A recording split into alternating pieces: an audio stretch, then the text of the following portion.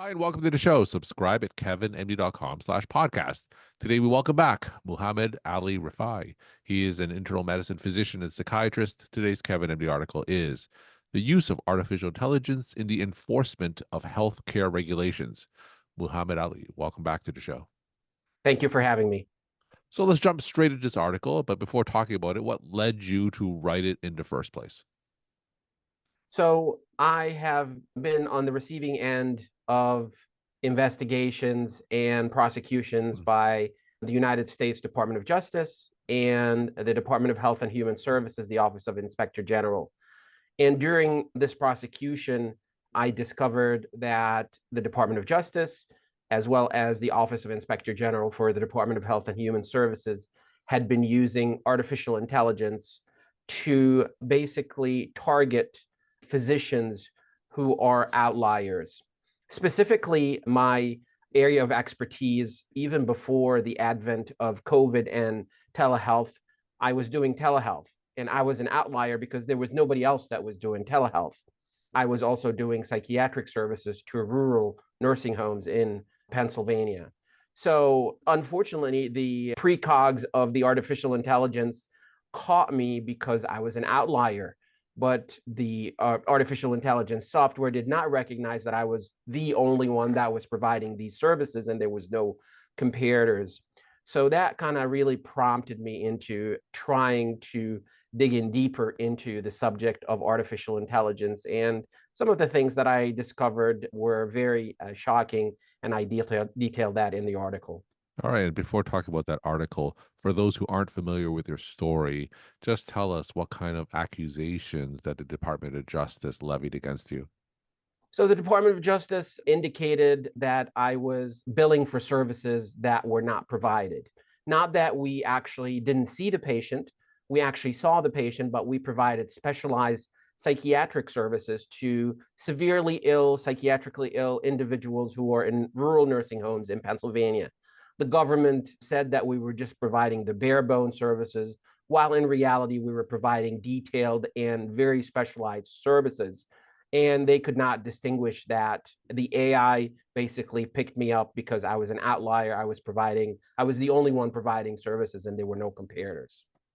All right. So let's talk about your article and you explore the role of AI in targeting you. So tell us what you found. So the United States Department of Justice and the Office of Inspector General for Department of Health and Human Services, as well as the Center for Medicare Services, really have started honing in on the utilization of artificial intelligence. Artificial intelligence is basically just a construct, a computerized construct, a machine learning construct that mimics human intelligence. And there's multiple versions of artificial intelligence, but specifically they were targeting the billing codes. They were sending software to kind of swim in the billing codes and see if they could identify codes that are aberrant, people that are different than others, as well as whether people are doing things that were not appropriate. Sure. Specifically, for example, in my case, they had a software that spotted whether there was some billing on deceased patients. And in my case, for example, we had three errors where we had two individuals with the same date of birth, but we billed on the deceased one versus the live one. However, in addition to finding these three ones, the software found an additional 10 patients that actually had died before I was born, that had died when I was in kindergarten, that had died when I was in high school, and they charged me or indicated that I billed on those patients where in reality I wasn't even practicing at that time.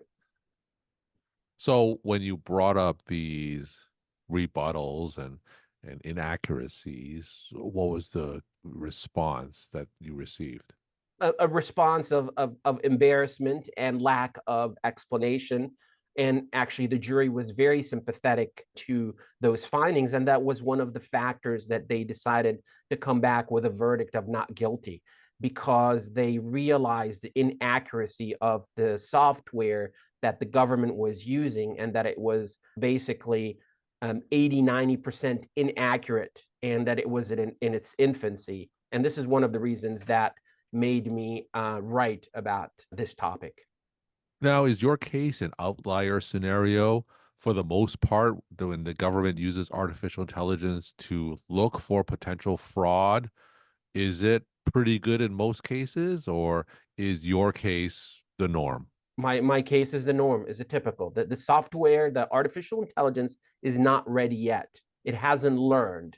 And I'm in the process of writing an article about another event that happened actually a year before my case, where there was some aberrant billing on urinary catheters. There were some individuals and companies that billed $3 billion worth of urinary catheters, and the Medicare software failed to recognize that. It was actually individuals from the community that alerted Medicare to that aberrant billing. So the artificial intelligence is not ready yet for prime time, and it's producing faulty results that is resulting in unjust prosecutions of physicians.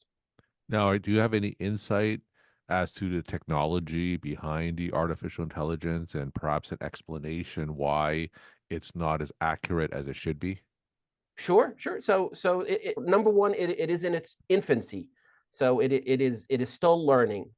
During my prosecution, I learned that one of the companies that is a Medicare contractor that does the audits and utilizes artificial intelligence, a company by the name of Safeguard Services, is actually a subsidiary of a larger company called Peraton, Parton. And I discovered that Peraton was actually a contractor for all three-letter agencies, the Federal Bureau of Investigation, the Central Intelligence Agencies, and they provided artificial intelligence for tracking terrorism and other security threats, and that they were fashioning that software to be utilized in billing for Medicare services.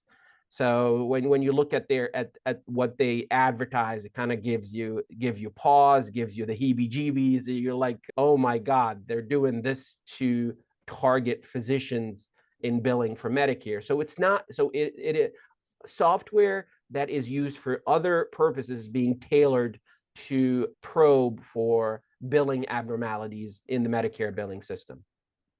So, if a physician gets caught up in one of these cases where they were falsely accused of something that they didn't do, what kind of options are they confronted with in terms of next steps? They have to look really hard at what was done in terms of the statistical analysis, and we're seeing that there are cases where they are basically identifying very small number of aberrant billing that they think is aberrant, and then extrapolating to large numbers. For example, an example that I gave was the case of Dr. Rajendra Bothra in Detroit, where they actually only reviewed 6 charts. They had 25,000 patients. So they reviewed only 6 charts out of 25,000 patients. And they extrapolated that to the degree that they asked for $455 million back.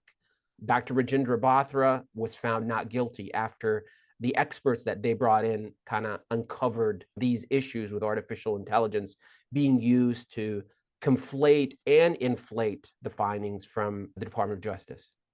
Now, are there any typical areas of medicine or typical cases that are more prone to these type of false AI accusations? For example, all physicians that were prosecuted for overprescribing opiates were targeted and were screened using artificial intelligence. And there are now some physicians who are defending themselves by bringing in experts to negate that targeting and to show that they were really not outliers, that they were actually in the norm, and that it was actually the AI that targeted them inappropriately. And that when you dig into the actual evidence against them, which was built on AI, then you're able to fight those cases. And some physicians have been able to be found not guilty. So you told your story and in our last episode. So for those who didn't get a chance to listen to it, you were falsely accused by artificial intelligence algorithms. Tell us how long that journey to clearing name was. Tell us the emotional difficulties and how much time and effort it took on your end. It's a very difficult journey, and took a lot of work, a lot of hard work, a lot of emotions, a lot of sleepless nights trying to sift through the evidence that the Department of Justice gave us to try to figure out how was the software applied. And we, because of my knowledge with computers and because of my expertise as an expert witness, as a psychiatrist, I was able to see the areas, as well as with the help of experts in that field. We were able to spot those aberrancies in the software and how the results were presented by the Department of Justice, and be able to poke holes in that evidence. But we're seeing where the target of the Office of Inspector General, the Center for Medicare Services, as well as the Department of Justice, is to implement softwares where it can predict who is going to overcode, it can predict who is going to cause any issues, and then act proactively. So kind of predict crime. And that's a very dangerous situation that we're heading into, unfortunately. So, what is your solution from the government perspective? Because with the size of our current healthcare system, there has to be a little bit of automation in terms of sifting out bad actors. Is there a role for artificial intelligence? And if so, tell us your vision in terms of improving its role. Sure, sure. So I believe there is a tremendous role for artificial intelligence, but it has to be a well-trained artificial intelligence model, and it also has to have a human backup to verify that the results that they're coming out from this artificial intelligence model are not just garbage results, are not garbage data. In my case, the artificial intelligence model spit out results, and there was nobody that actually got involved to verify that this data is appropriate. They just presented the data in court and got embarrassed in court when we pointed out that some of these things. So I think having individuals who are well trained, for example, and this is one of the critiques that we had, the Office of Inspector General for Department of Health and Human Services is an organization that investigates Medicare fraud. It has one physician on its staff. It has a staff of 1,600. It has one physician, their chief medical officer. That's it. There's no other physicians. So involving physicians in that process to be able to validate some of these findings, I think, would be very tremendous. And having and I would understand having, if Medicare came to me and said, we had several physicians take a look at your billing and we think it's inappropriate, I would understand that. But if you tell me that we had agents who are college graduates, high school graduates, who took a look at your billing and they think it's fraudulent, they didn't understand the nuances of the billing. So I think there's big room for that, but it needs to be in the right hands. We're talking to Muhamad Aly Rifai. He is an internal medicine physician and psychiatrist. Today's KevinMD article is the use of artificial intelligence in the enforcement of healthcare regulations. Muhamad Aly, will end with some of your take-home messages that you want to leave with the KevinMD audience. I think artificial intelligence is here to stay, and health systems, as well as individuals who are practicing there, need to be attuned to the fact that they may be perceived as outliers in some of the practices or some of the codes or some of the procedures that they practice. And they need to be able to have their own software where they actually have comparators and see where they stand in comparison with their colleagues. I think there's tremendous utility for artificial intelligence, and hopefully we'll have further talks about other areas of medicine where artificial intelligence can be very, very helpful. Well, thank you again for sharing your story, time, and insight. Thanks again for coming back on the show.